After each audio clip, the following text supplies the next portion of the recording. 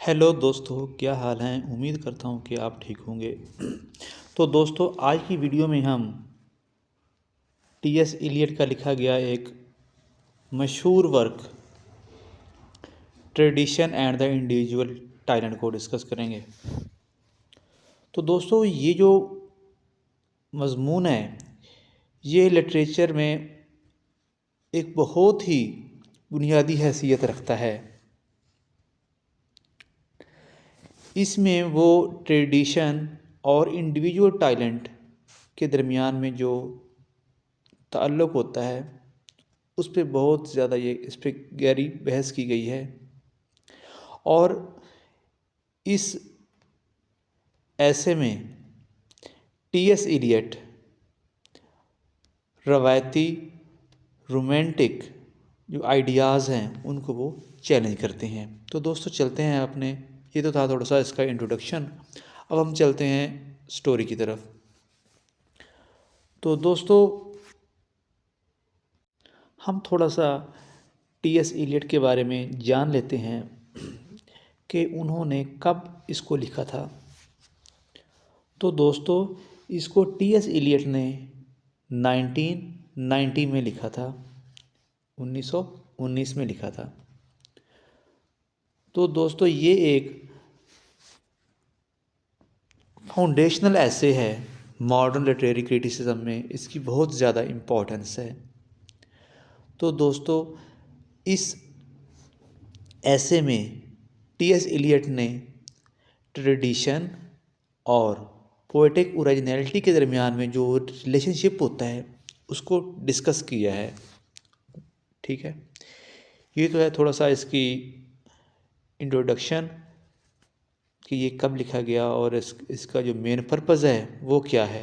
अब हम चलते हैं द कंसेप्ट ऑफ ट्रेडिशन। अब जो टी एस इलियट हैं वो ट्रेडिशन के बारे में क्या कहते हैं। Tradition is not blind imitation of the past. तो वो कहते हैं ये जो ट्रेडिशन होता है, ये जो पास्ट हमारा जो गुज़रा गया वक्त होता है, जो वक्त गुज़र गया होता है, इसकी एक ब्लाइंड इमिटेशन नहीं होती। ब्लाइंड इमिटेशन ये होती है कि जिस तरह से वो अंधी हम उसको तकलीद कर लेते हैं, किसी चीज़ को अंधा मान लेना, वो ट्रेडिशन ऐसे नहीं होता। वो कहता है it requires historical sense and awareness of past literature. वो कहता है इसके लिए हमें हिस्टोरिकल सेंस चाहिए होती है और जो पास्ट लिटरेचर जो होता है उसके बारे में हमें अवेयरनेस चाहिए होती है, तब जाके ये ट्रेडिशन बनता है। New works reshape and refine literary tradition. वो कहते हैं कि जो न्यू वर्क होते हैं वो पुराने वर्क को वो रिफाइन हो के वो आ रहे होते हैं। ठीक है, उसको रीडिफाइन किया जाता होता है। तो इसको हम थोड़ा सा डिटेल से डिस्कस कर लेते हैं। तो इलियट ये कहते हैं कि जो ट्रेडिशन होता है वो महज माजी की अंधी तकलीद करने का नाम नहीं है, बल्कि एक हिस्टोरिकल सेंस है। वो कहते हैं कि एक सच्चा शायर वो होता है जो माजी के अदब को ज़िंदा और मुतहर्रिक सूरत में समझे। अच्छा, वो कह रहा है कि होमर से लेकर अब अपने अहद तक के अदब को एक तसलसल के तौर पर देखे, ये समझे कि नया अदब माजी के अदब को मुतासिर भी करता है। ठीक है,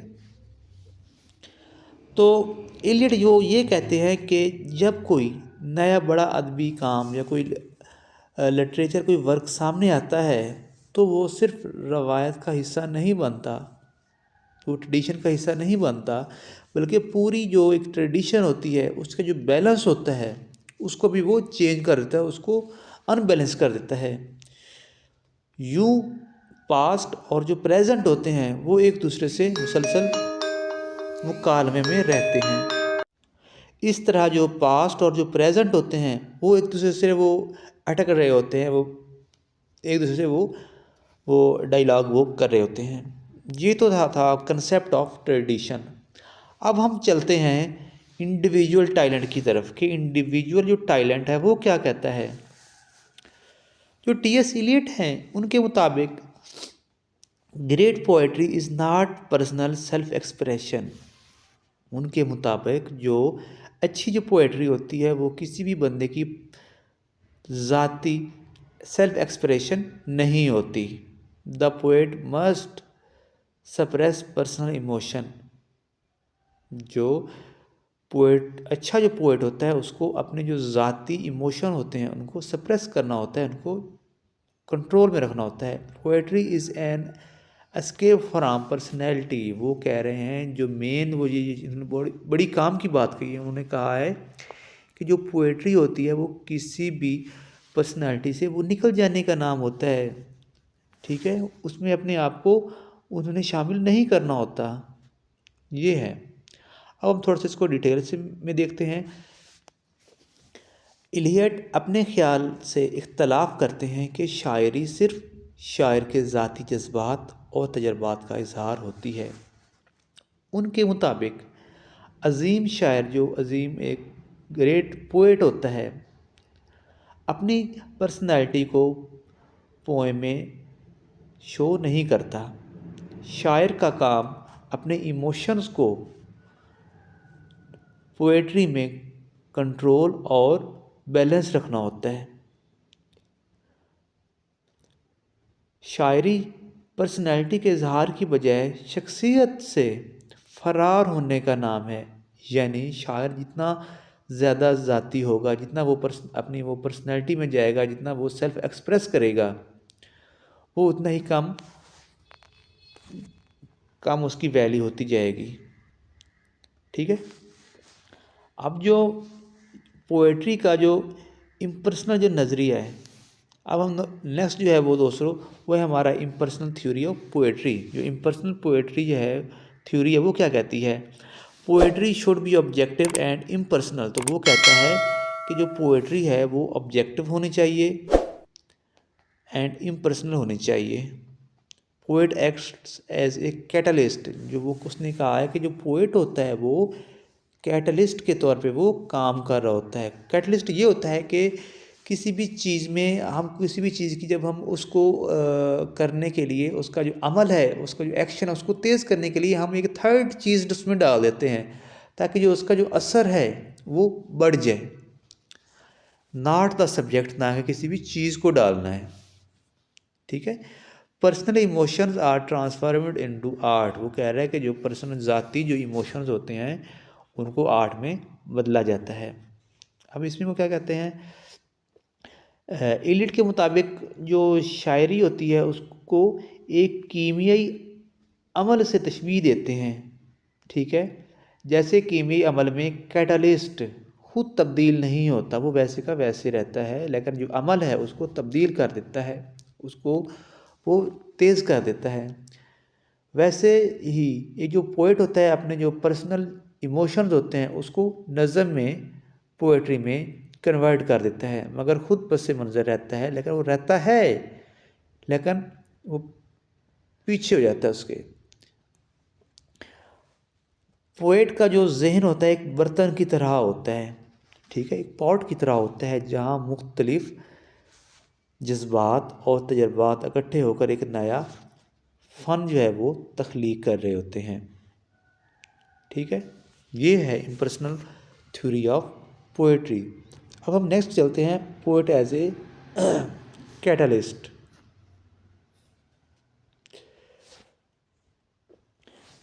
अब जो है पोएट को कैटलिस्ट के तौर पर किस तरह से कंपेयर किया गया है, compare to a chemical reaction. उसने कहा है कि जो पोएट होता है उसका काम जो केमिकल रिएक्शन करना होता है। ठीक है, poet combine emotions without being effective. उसने कहा है कि जो एक अच्छा पोएट होता है वो किसी भी इमोशंस को वो ज़ाया नहीं करता, उसको बिना ज़ाया किए उसको वो पोएट्री की सूरत में वो बयान कर देता है। उसमें कोई रद्द-बदल नहीं करता, उसमें जो उसके इमोशंस हैं, उसके जो जज्बात हैं, उसका वो एहतराम करते हुए उसको वैसे का वैसे वो बयान कर देता है पोएट्री की सूरत में। Focused is on the poem not the poet. उसने कहा है कि इसका जो पोएट उसका जो फोकस जो मेन होता है वो पोएम पे होता है, ना कि वो पोएट पे। ठीक है, उसको अपना एहसास नहीं होता, लेकिन उसको जो पोएट्री होती है, जो वो शायरी वो जो लिख रहा होता है, उस पर वो ज़्यादा वो उसको फोकस करता है। ये तो है पोएट एज ए कैटलिस्ट। अब जो है नेक्स्ट है वो है इमोशन एंड आर्ट, जज्बात और फन। अब इसमें वो क्या कहता है, intensity of emotion is less important than structure. इसमें वो कहता है कि जो जज्बात की जो इंटेंसिटी है उसकी इतनी इम्पोर्टेंस नहीं है जितनी स्ट्रक्चर की। स्ट्रक्चर ये होता है कि भी किसी भी चीज़ को एक तरतीब से उसको कर देना, तरतीब से उसको बयान करना। Poems value lies in artistic control. उसकी जो वैल्यू होती है वो उसके आर्टिस्टिक जो वे है, उसका कंट्रोल है कि वो उसको क्या उसकी वैल्यू वर्ड जो है उसको क्या वैल्यू देता है और उसको कैसे अपने आर्टिस्टिक वे में उसको कैसे बयान करता है।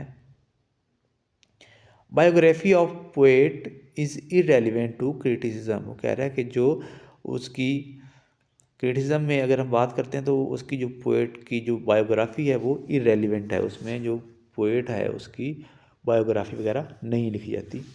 तो इसमें थोड़ा सा इसको और मज़ीद इसको देख लेते हैं। इलियट के मुताबिक शायरी में जज्बात की शिद्दत नहीं बल्कि उसके फ़नकाराना तरतीब अहम है, कि वो उसको असल चीज़ तो ये है ना कि वो उसको तरतीब क्या देता है, उसकी जो स्ट्रक्चर है वो उसको कैसे उसको सेट करता है। इसके बाद जो नेक्स्ट है वो है पोएम में पेश किया गया जो इमोशंस हैं, जो उसकी जो वैल्यूज़ हैं, वो शायर की जो पर्सनल लाइफ है इससे वो मुख्तलिफ हो सकता है, वो मुख्तलिफ होनी चाहिए, उससे दूर होनी चाहिए। वो कह रहे हैं कि असल जो वैल्यू है वो पोएम के जो फ़नी मयार है वो होती है, ना कि शायर की जो बायोग्राफी। ठीक है, नेक्स्ट है इम्पोर्टेंस ऑफ ऐसे, कि जो ऐसे है उसकी क्या अहमियत है। तो उसके मुताबिक rejects romantic ideas of poetry. वो जो है वो रोमांटिक पोएट्री में जो रोमांटिक आइडियाज़ हैं उसको वो रिजेक्ट कर देती है। Defines principle of modern criticism. जो मॉडर्न क्रिटिसिज्म है उसके जो प्रिंसिपल हैं उसको डिफाइन करती है। Balances tradition with innovation. तो ट्रेडिशन और इनोवेशन के दरमियान में वो एक बैलेंस वो रखती है। अब इनके मुताबिक जो एक रोमांटिक शायरी के ज़ाती जज्बाती नज़रियात को रद्द करता है, जदीद तनकीद की बुनियाद रखता है, रवायत और जिद्दत के मुताबिक के दरमियान तवाज़न सिखाता है हमें ये। ठीक है, शायर को एक फ़र्द की बजाय एक फ़नी वसीला करार देता है। ये है इम्पोर्टेंस ऑफ ऐसे। अब लास्ट है कंक्लूजन। कंक्लूजन में थोड़ा सा इसको करते हैं। Tradition and innovation are interconnected. वो कहता है कि जो ट्रेडिशन है वो और जो इनोवेशन है वो एक दूसरे से इंटर कनेक्टेड है, वो इनको एक दूसरे से हम दूर नहीं कर सकते। Great poetry arises from discipline and awareness. वो कह रहा है कि जो अजीम जो पोएट्री होती है वो डिसिप्लिन और अवेयरनेस से अराइज होती है। द ऐसे रिमेन्स हाईली इन्फ्लुएंशियल टूडे। तो वो कह रहे हैं कि जो ऐसे है वो आजकल के दौर में हाईली इन्फ्लुएंस है। तो ये है। तो टी.एस. इलियट के मुताबिक जो ट्रेडिशन एंड इंडिविजुअल टैलेंट वो ये वाजे करते हैं कि एक अजीम शायरी रवायत के शऊर के बगैर मुमकिन नहीं। ठीक है, ज़ाती जज्बात के इजहार की बजाय फ़नी ज़ब्त का तकाजा करती है। माजी और हाल के जो इम्तजाज हैं से जन्म लेते हैं, जो इंटर जो है उसके वो